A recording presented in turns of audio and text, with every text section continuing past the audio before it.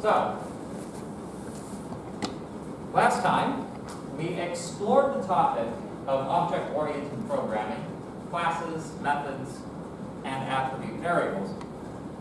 Today we're going to continue that discussion, further elaborating, expanding, and expounding the topic of object-oriented. Before we get started, is there anything anybody would like to clear up before we continue on with our discussion that we were having before? Any lingering concerns or questions? Okay, good. So, the last thing that we were talking about Monday in class, the calling of methods. I described how a method might be called both from an object, that is to say, an instantiated instance of a class, like so.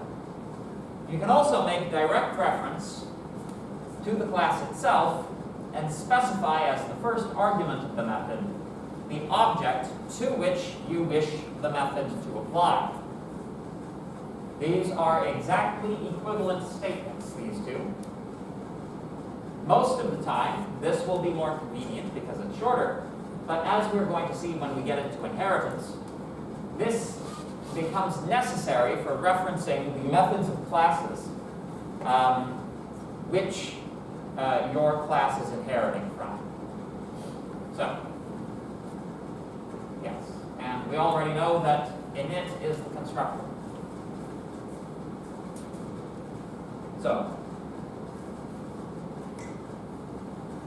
So here's a question.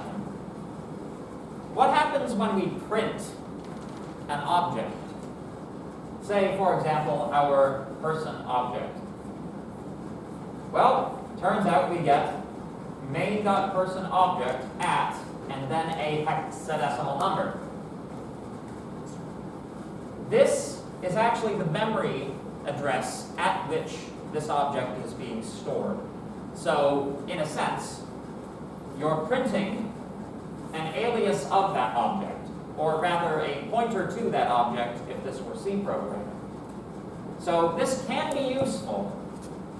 You can use it to compare to see if two names of two objects actually points to the same object, because we also get the problem of aliasing in objects as well as we get it in dynamic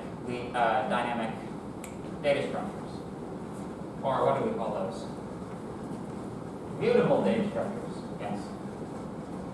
So, let's say, just for the sake of argument, we'd like something a little bit more explicit than this. Well, it turns out, in the same way that we override the initializer, or the constructor, we can also initialize various other functions provided by default by Python, one of which is conversion to a string. So let's take a look.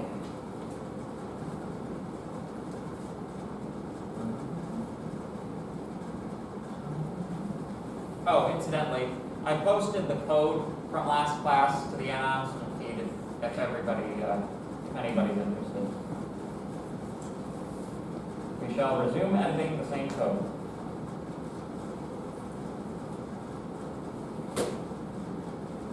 So, let's take our point object, for example, and let's just comment out this stuff so that we don't have to think about it.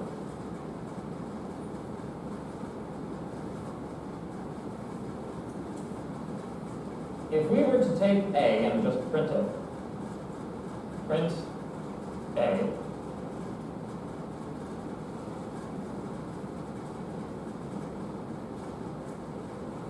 we get pretty much the same thing as we saw in the slides.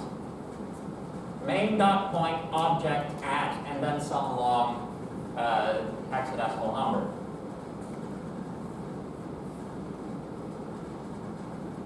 If we define a method which overrides string conversion, def underscore underscore str underscore underscore takes self, the return value of this method will be whatever is produced by, what am I saying? What we want this return value to be is the string that we want print to print, right? So there's kind of a conventional notation for writing points down. We say x, y. So let's have the computer put things out in conventional notation. Open parenthesis. String convert a.x or a.x. Well, I just need, I'm thinking Haskell. Comma, space, string convert a.y. There we go. What happens if we run it now? We get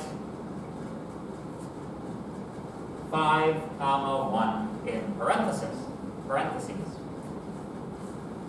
So you may notice something about the code here. Ooh, I'm gonna adjust the lights.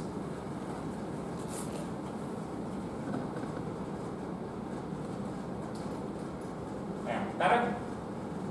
Good. So you may notice here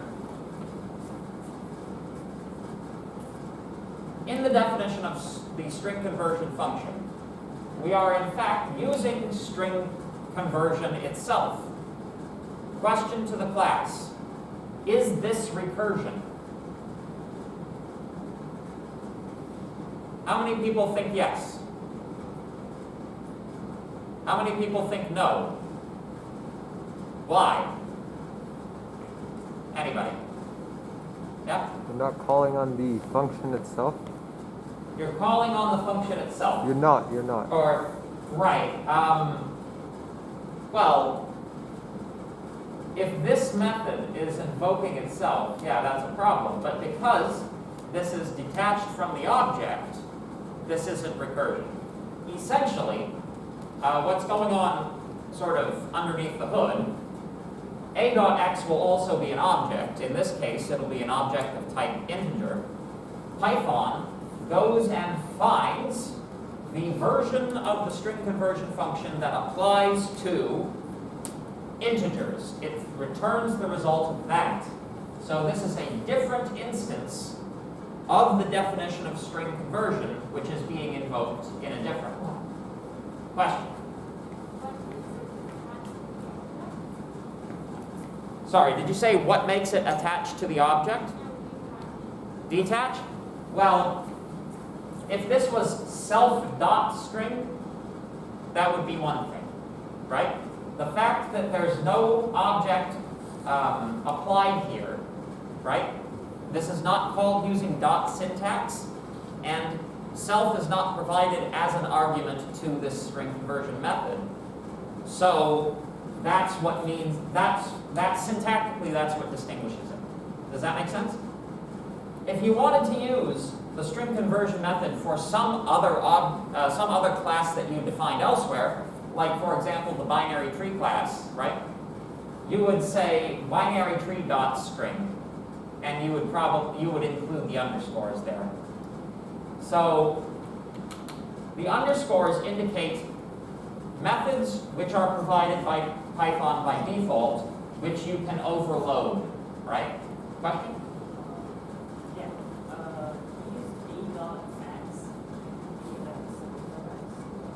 Oh, yeah, you're right.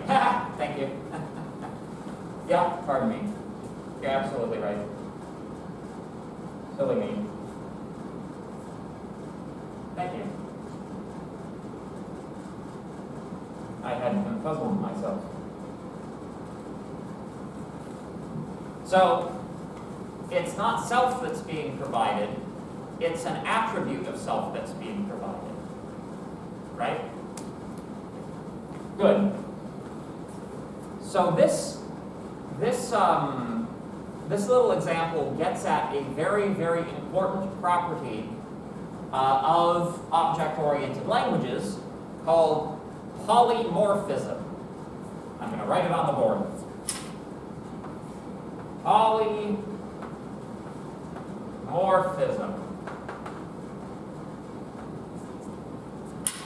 from the Greek poly, meaning many, and morphos, meaning shaped. Right? The string conversion method acquires different functionality depending on how it's used contextually. This is known as polymorphism. Many, many, many, many things are polymorphic. The most classic example of polymorphism is the addition operator, right? If you apply that to integers, it does integer addition. If you apply it to floats, it does floating point addition, which, although the computer works very hard to try to hide the fact that it's doing a different type of addition, under the hood, that is a very different operation than integer addition. If you apply it to data structures, it means concatenation. Same symbol, different meaning. In this case, it's the same thing. String, as applied to self.x, has a different meaning because x is an integer than if you apply it to a point object, right? Same name, different code. Does that make sense? Question?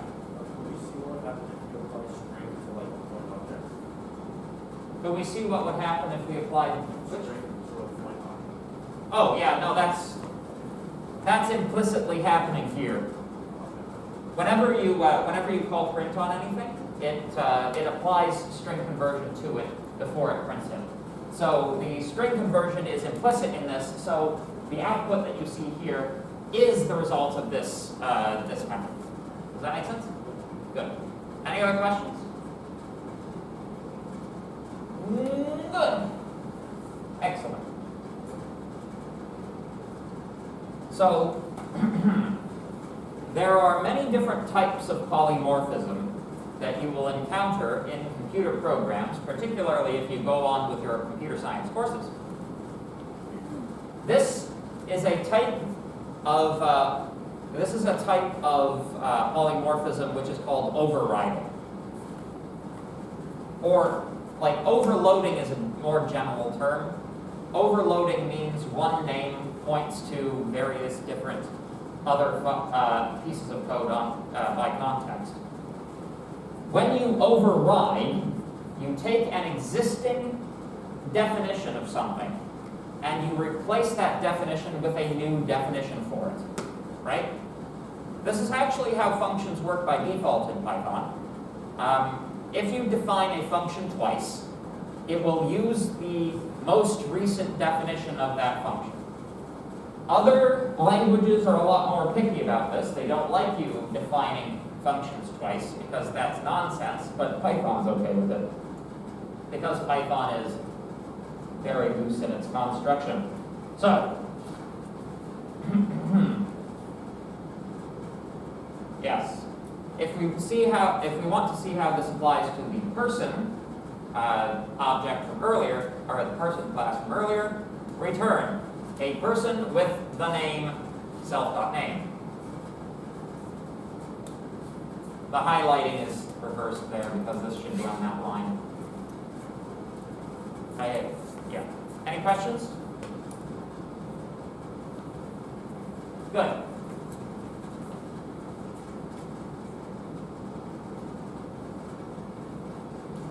So, now that we've seen how to overload string conversion, let's talk about another very useful operation that we can perform on different objects. Equality comparison, right? So, what is the default behavior of equality? Anybody care to take a guess? Yeah. So let's see. So both sides should be, I guess, if they're the same, it should be true, and if they're not, it should be false, or something like that. Yeah, that's what equality does. But how, like, what is it comparing by default before we override it? P and Q? Nope. Well, in a sense. So let me show you what's going on here.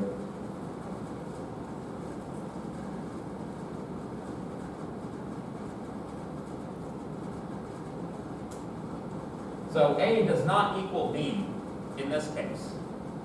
Let's modify it so that that would actually work,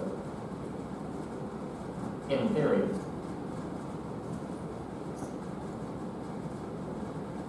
Still false, despite the fact that A and B both have the same coordinates. So here's the thing. Let's say we have C equal to A. Is C equal to A? Yes. It's not comparing the values of the attributes. It's comparing the memory address at which the object is stored. It's checking to see if this guy is an alias of that guy or vice versa. So this can be useful. It can be useful to have something that checks to see if one thing is an alias of another. But that's probably not what we mean when we say equality over points. What we mean when we say equality over points is, are these two coordinates the same? So we can add a method which defines equality thusly.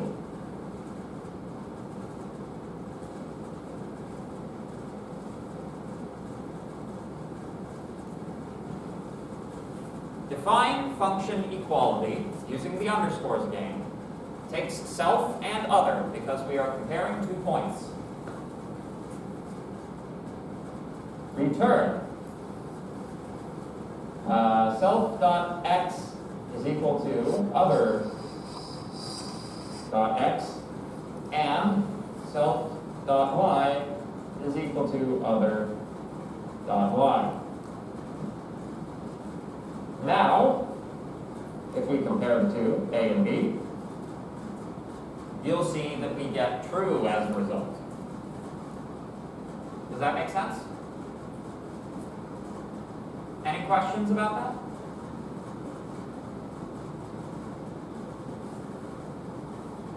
Good.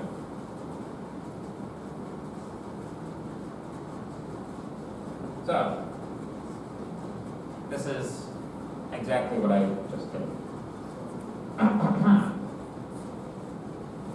So, I'd just like to speak very briefly on this subject before we move on. We have seen 3 examples of overriding default methods as provided. We have 3 double underscore methods that we've seen so far. There are a lot of them aside from this, and you can go and look up tables of them on the Python documentation online if you so choose.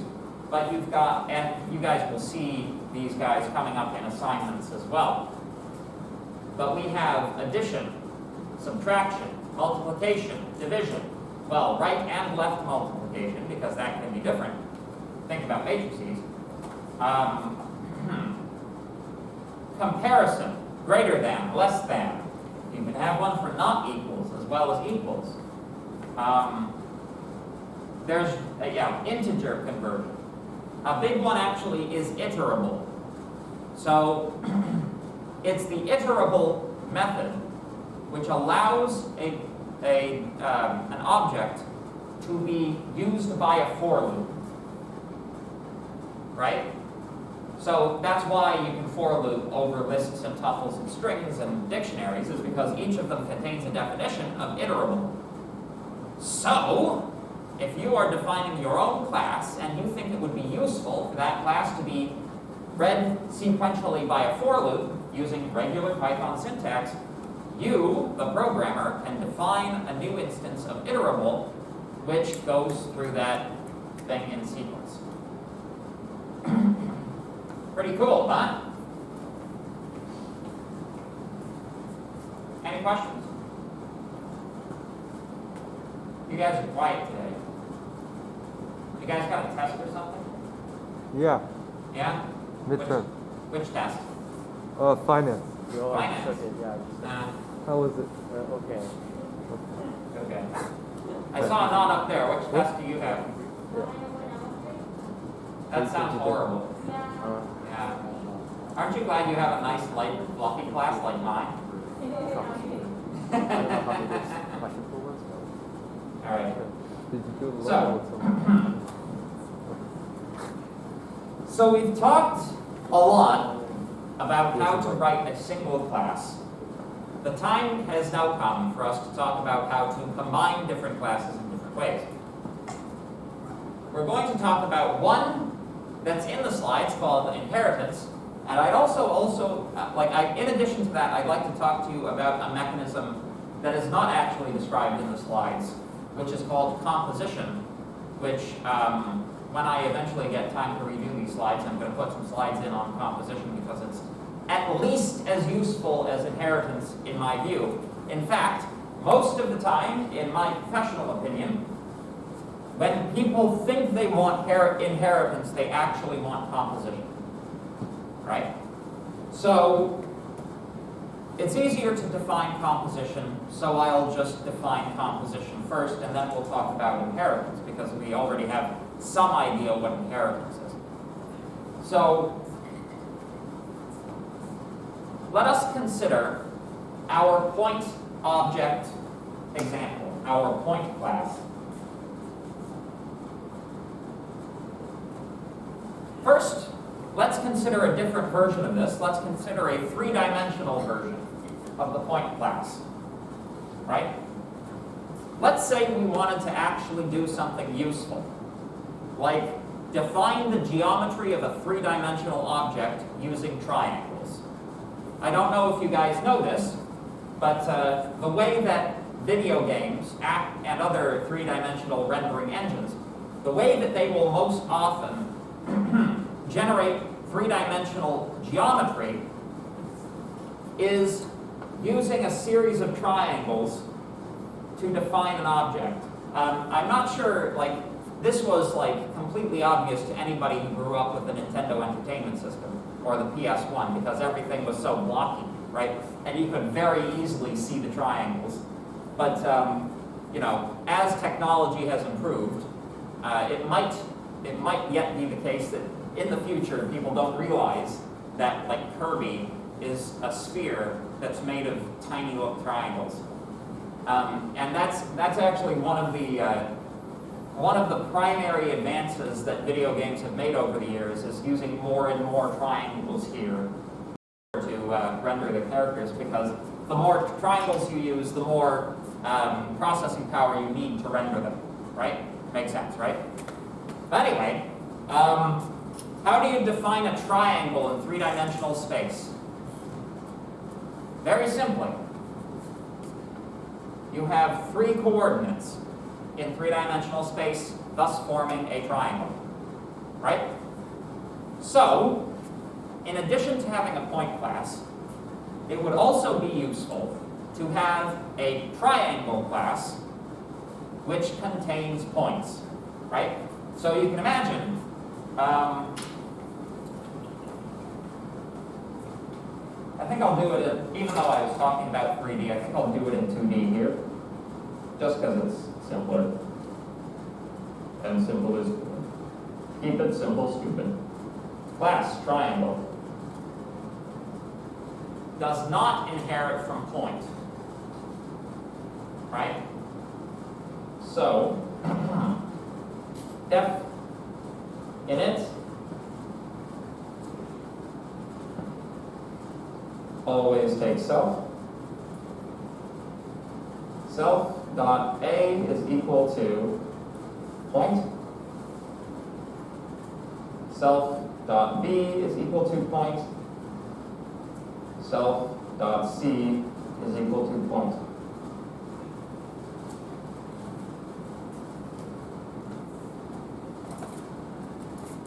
This is composition, not inheritance. When an object contains sub-objects, that is composition, right? A lot of the time, when people think they want inheritance, what they actually want is composition, right? And hopefully you guys will have a good idea of the difference between the two of those by the time we're finished. But yeah, so this is all that's really required here, right? And notice another thing that's interesting. In order to convert this triangle from two-dimensional to three-dimensional geometry, at this point in time, do I have to modify triangle?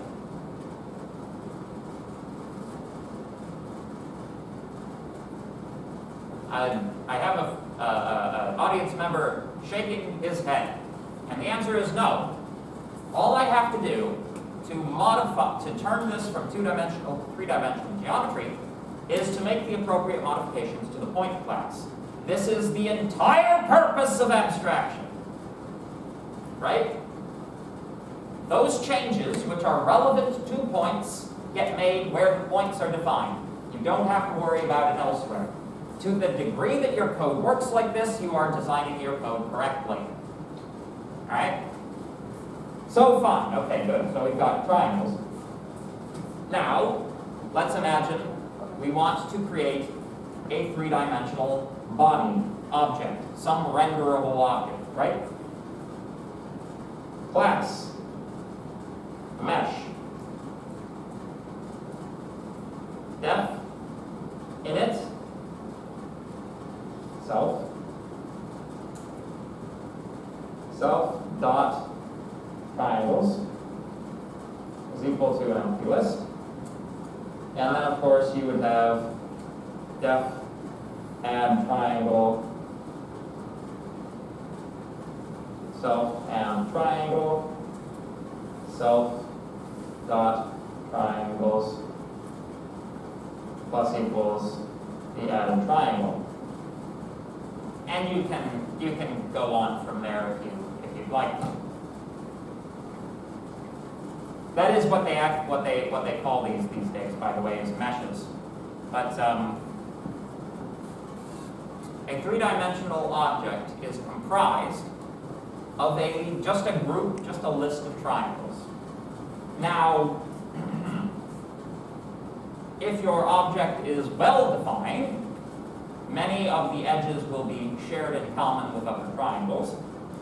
However, that's kind of not really the business of the definition of the data structure, right? If you want to the add triangle method, like you can add triangles in various ways, and like anything you can imagine or your heart desires, any method you can conceive of to, play with the geometry of a mesh, you can write a method for that, right? But overall, like underneath the hood, the data structure containing all those triangles is just something like a list. Make sense? Question? So the methods are ways to grasp onto and use the class or the objects that we made in the class. Yes. Otherwise, can't do. Well, you can, right? You can just write code which uses the attributes directly using dot syntax. That's possible, but it's not recommended, right? The idea is that you want to handle objects by their methods most of the time, right? If you have to actually dig around inside of the object to find what you need, that is a poorly written object. There should be a method that gives you what you want, right? If it's well designed. Actually, a popular terminology for methods these days is API, which, how many people have heard of the acronym API? A few people, yeah. Application Programming Interface. In general, those are methods, they're a bit more complicated than that, but you can think of them in the same style as methods, right? It's like, if you're accessing, for example, Google Maps, that's a lot of data, right? Obviously, that's a lot of data. Without some controlled means of access, finding meaningful data in all of that data would be nigh impossible, right? That's why the API is provided, right? So there you go. Good.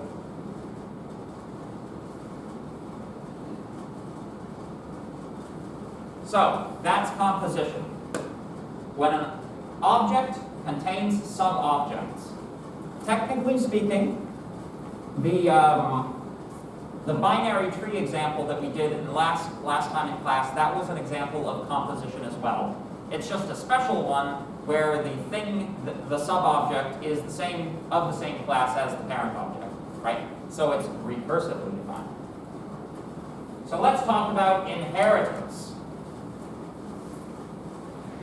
Inheritance is what you use when you have a definition and you want to come up with a new definition which is derived from the old one.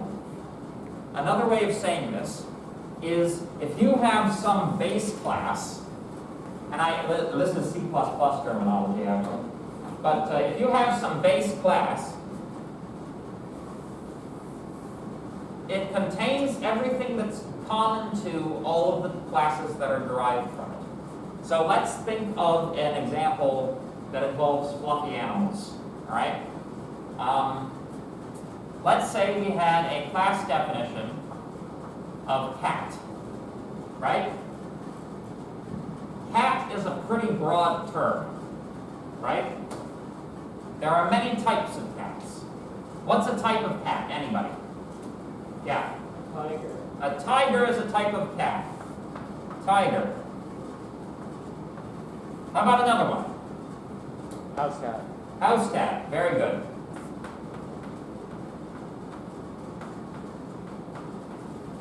How about another one? Lion.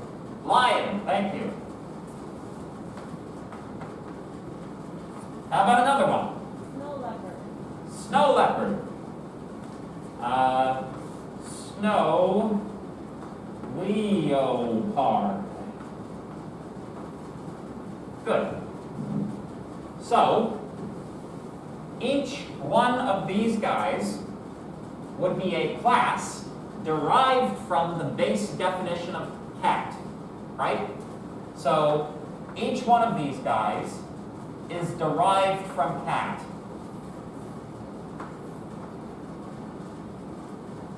The definition of cat contains all those things which are common to tigers, lions, snow leopards, and house cats.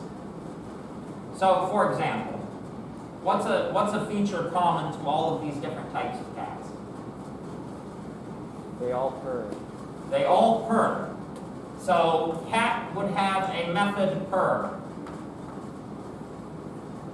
How about another one? 4 legs. 4 legs. Attribute legs is equal to 4. How about another one? Tail. A tail. Well, are tails common to all cats? To those 4, yeah. But there are cats that exist that don't have tails. Actually, there are varieties of house cat that don't have tails. I'm not very knowledgeable with cats. Sorry? I'm not very knowledgeable when it comes to cats. That's okay. I won't hold it against you. It's not going to be on the test. Yes? Like whiskers. Whiskers, sure. Anyways, you get the idea. You know, cat dot whiskers equals true. Right? All that kind of stuff. Whereas, tiger and lion would have can roar, right? Snow leopards and house cats would not have can roar, right? In fact, we can put intermediate classes in here as well, which further refine the sets of things that these guys can do. So, for example, both lions and tigers are members of a family which I forget the name of, but I'm going to call it felids. Felidae. Felidae, there we go. Felidae. And what's the other one? It's Pantherae, right? I don't know. I just know the ones. Or Panthera, something like that. So,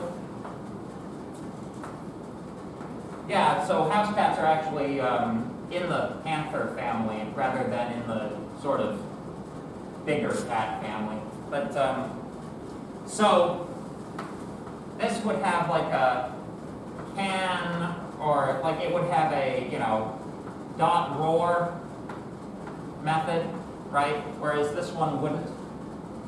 And that would be a distinguishing feature between the two of these, right? So that's how inheritance works. Snow leopards are a derived instance of panthers, which are a derived instance of cats, right? Lions are a derived class of felids, which are a derived class of cats in general. Which, and of course, cats are a derived member of animals. Animals are a derived member of living organism. Living organism is a derived class of physically existing thing, and that's about as far as you can go without getting theological. So, yeah, does that make sense? Any questions about that? So, so how does this work syntactically then? Let's say, for an example, we wanted to ascribe to the previously defined geometric point some color, like red or blue or yellow or what have you. This may aid us in the rendering of the object if it were in some sort of, computer environment, depending on what you're doing with the point, etc., etc. But yeah, so we want to take the point class and add an attribute of color to that class in the same way that we would take the cat class and add a roar method to it. Gotta glue that thing on. Yeah. Breaking my toys. So, colored point inherits from point. When one class inherits from another, it receives the entire definition of that class by default without having to state anything else. So everything that was defined in point, scale, move, distance, all of those methods have now been included in colored point. Colored point has access to all of them, right? In addition to this, we overwrite the initializing constructor method. We wish to add to it the attribute of color. In order to do so, we need to put it in somewhere. It's very, very common when you are creating a new derived class to overwrite the constructor so that you can put the things in that you want that should be there. So this is one way of doing it. We have self, x naught, y naught, and color, and we have self.x, self.y, and color all assigned to itself respectively. The same way that we would have had in the base class. But let me show you another method of doing this, which takes advantage of the fact that it is a class. So, let's sneak it in right here. Class, color point, inherits point, define init, takes self, x naught, y naught, and color.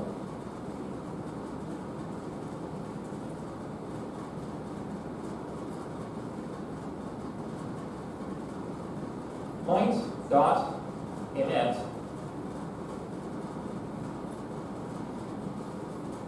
x naught, y naught. I think self as well. And then self dot color is equal to color. I believe this works. Just like give me a minute to pilot to see if it actually works. Okay, good. There we go. So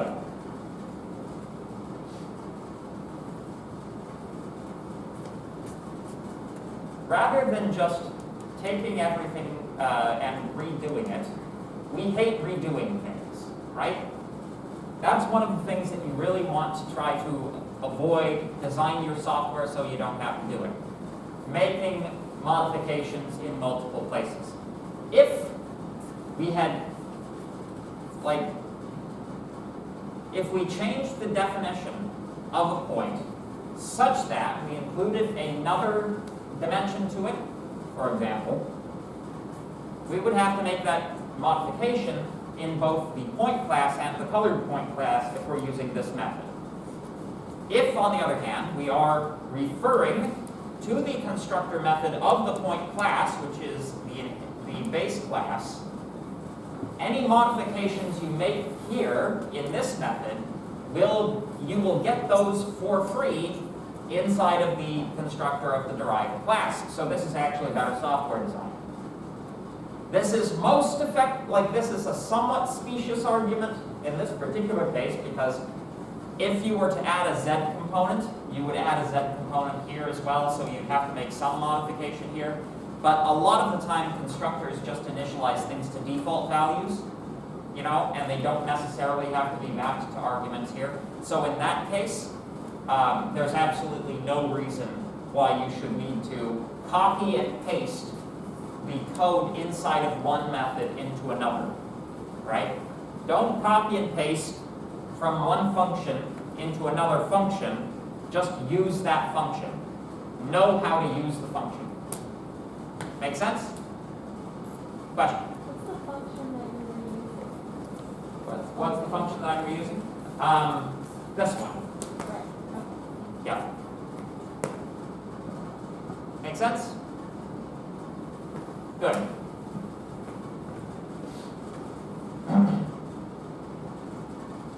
Good. So in addition to that, we add, in the slides please, one additional, oh, you have a question?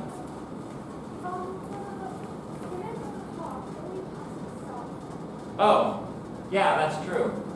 That is an inconsistency, isn't it? Sorry, I was going off of the slides. in the slides they do it differently. But yeah, you're absolutely right. So that situation I said we were in, that was definitely the situation where you want to use this one. That is, it turns out, the situation that we're actually in. So we could totally add another component here and not have to make any modifications here. This code would work without any modifications, right? Which is good. So we added one more method to this. Def darken takes self.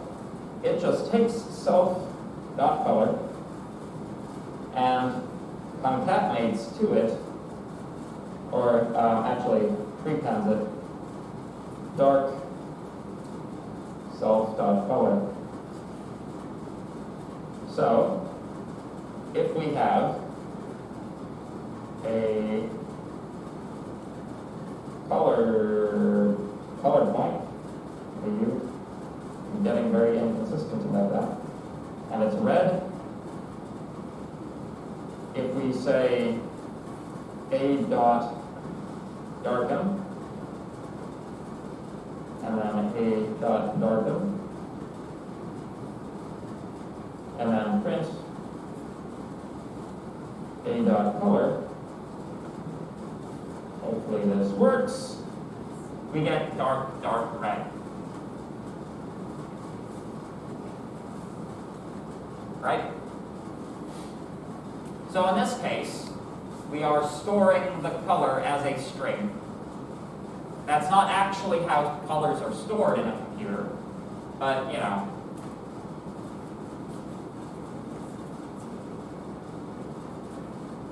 how colors are actually stored in a computer, a brief digression. The monitor has a red, a green, and a blue channel, right?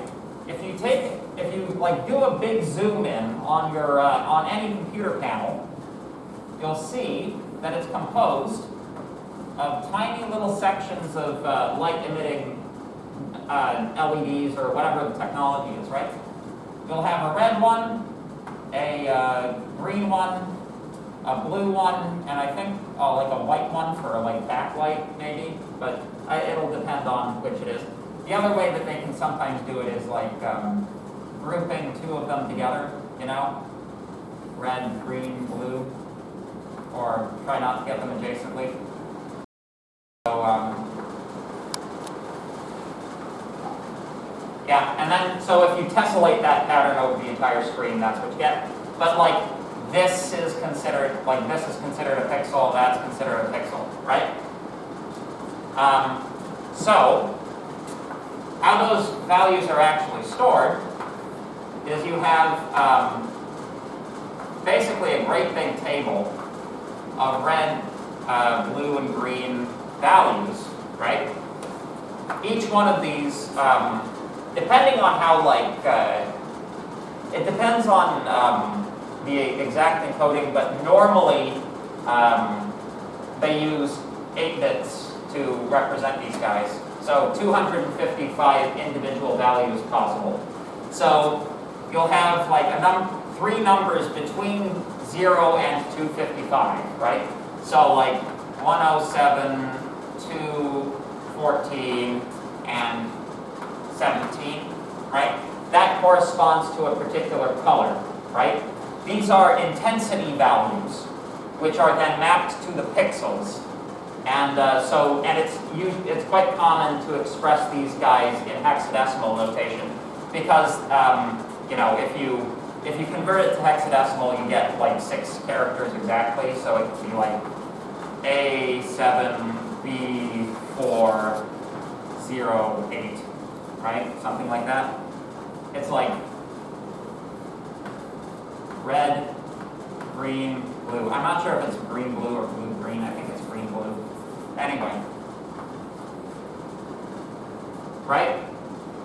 So, if you wanted to store the color more intelligently, right, than this, just storing it as a color name in a string, you would include 3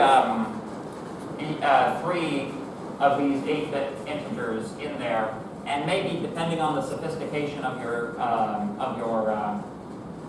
program, you would also include an alpha channel, which is normally a number also between 0 and 255, which indicates level of transparency, right? Although transparency is not directly, you can't display transparency on a conventional display, but you can use it to determine how much color value is contributed by one program versus another that may be overlaid, or one object versus another that may be overlaid. So that's how color works. Just in case any of you were interested.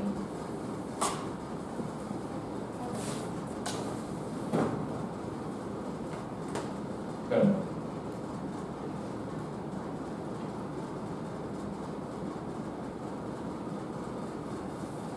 So,